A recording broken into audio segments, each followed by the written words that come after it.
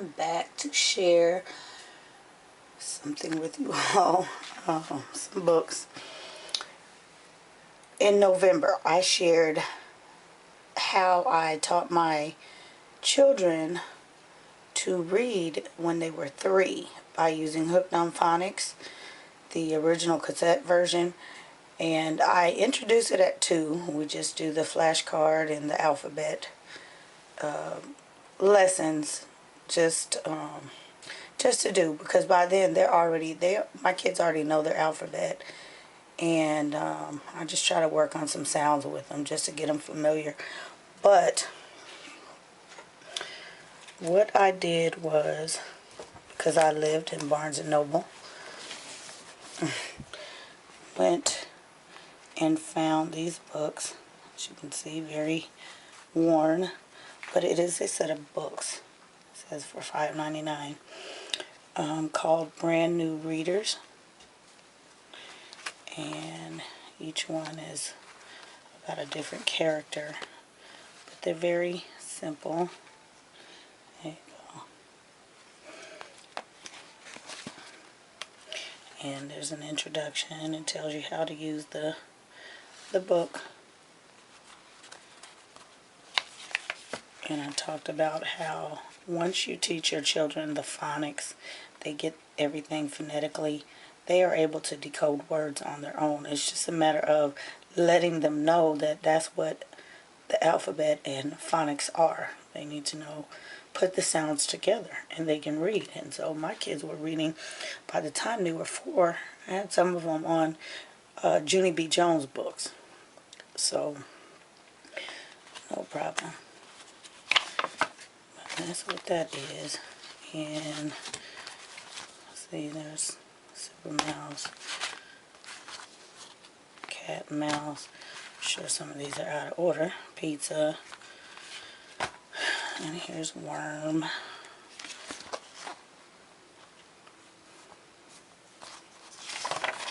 And we look at the pictures and we look at the words and talk about it, and then they read, and it's a progression because the same words, you know, go from page to page. So they're able to read without being overwhelmed. And here's a guide for helping a brand new reader. And so there's Worm. You see these are well worn. And there's one of our center cards. Here's Tabby Cat. And what that looks like.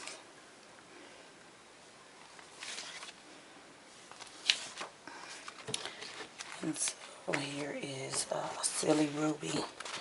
This seems to be the only one that is not completely destroyed. Although the back is actually partially torn off. But let me pull you. So, this is what I use. Nowadays, they have Bob books. These sit on the shelf. These sit on the table in the basket. The reason why is because my kids don't like Bob books. I don't know what it is about them, but they don't like them. They'll pick them up every now and then, but they don't really, I don't know if it's because of the color, even though there's, you know, some color in here, because they are used to black and white things. And that's pretty much how I give it to them. That's how Hooked on Phonics is. So, I don't know, it's just the reading's boring to them, but this is what we use. And they just flew through these little books, and I just ended up giving them normal reading books. We did not spend too much time. Let me see. I'll pull one out. And books like this, these level books, because once they got through these books, they can read anything. So that's the reason why we went from here to Junie B. Jones, because they had already mastered it, and I didn't have to worry about them.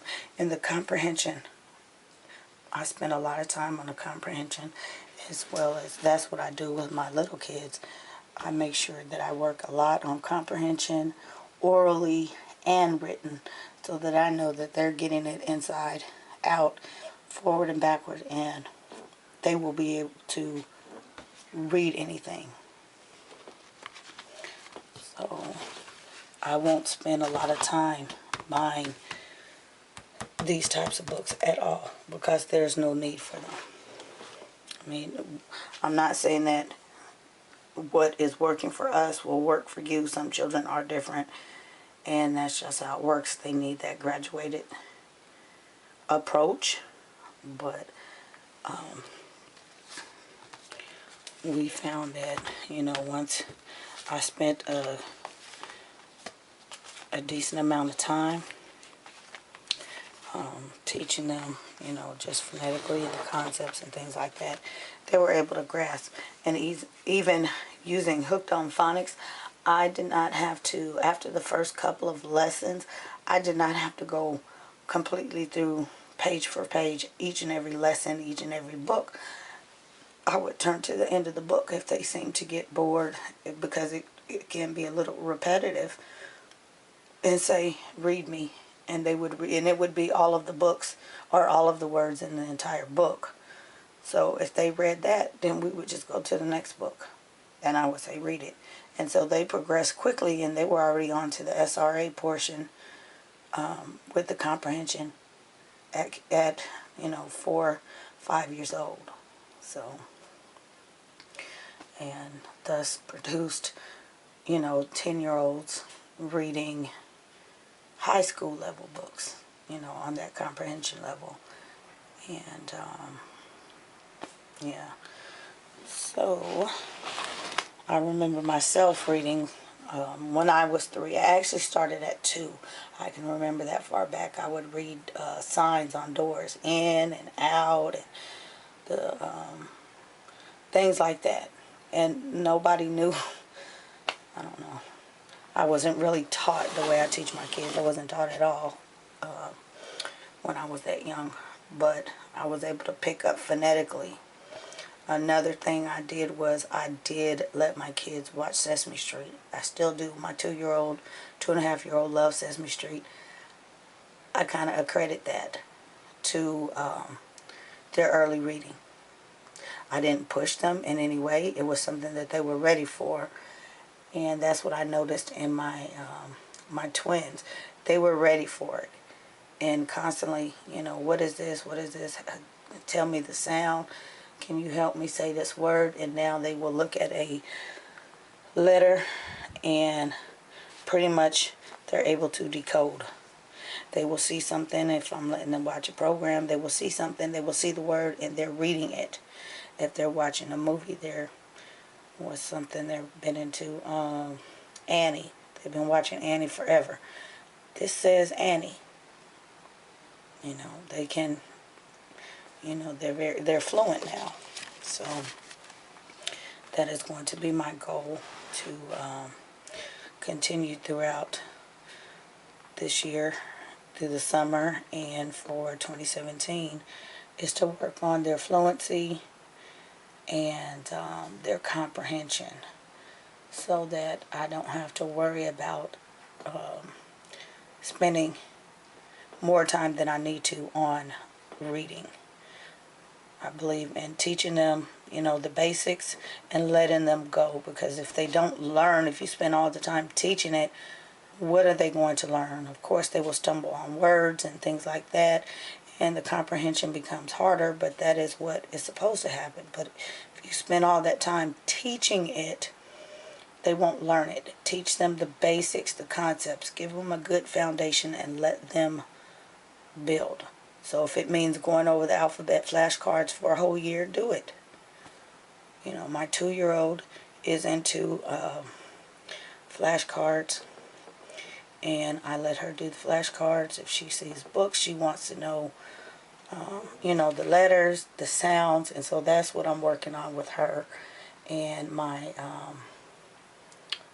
3, almost 4-year-old, Phonics. We're heavily into that right now. She is doing Hooked on Phonics. So I don't know yet because they're not 5, if it's, if it's working for them as well as it's doing. The others I won't know the result until probably the end of the year, but so far they seem to be learning it just the way the others did. So, which is, to me, proof that it works. Something I'm doing is working. My method is working. I'm using the same curriculum on everybody. Even though we may do it differently, it is working. That's why I stuck with it versus going to the newer versions of Hooked on Phonics. I found that the comprehension part was left out. And what they did was include a bunch of these.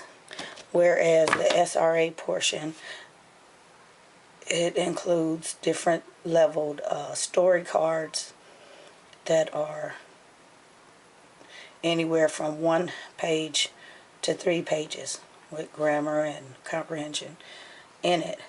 And yeah, I didn't want a bunch of these little readers lying around, and also to have to keep purchasing that curriculum because it's a graduated, you have to purchase level 1, 2, 3, 4, or grade 1, 2, 3, 4, what have you. And I already have a complete set. So these books are still around, and anytime somebody would ask me, what I taught, what I used to teach them, because they, obviously know us and they would see the kids reading, this is what I would point to.